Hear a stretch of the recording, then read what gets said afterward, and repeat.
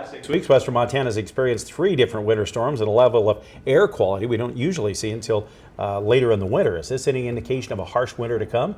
Meteorologist Russ Thomas visited with the National Weather Service to find out.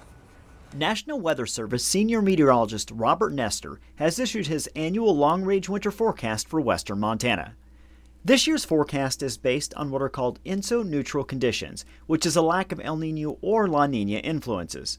Nestor says this is the least predictable scenario. There is no well-defined weather pattern that we can lock into and say this is more frequent than not. During neutral years, we've had 4 in the last 20 years, and they've all been different.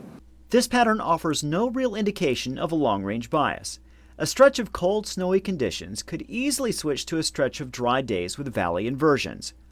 Nestor says neutral conditions, which have been in place 22 of the last 70 years, have offered our most extreme winter weather events. Our coldest temperature we've ever had in Missoula was 33 degrees below zero in 1957. Our wettest snow season came 96, 97 when we had probably over 40 inches just during Christmas week.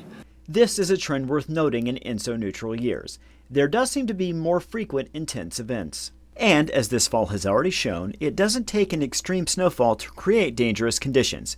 Our late October flash freeze led to over 50 auto accidents in Missoula city limits in a 24-hour period. So, is there anything we can hang our hats on when planning when it comes to weather this winter?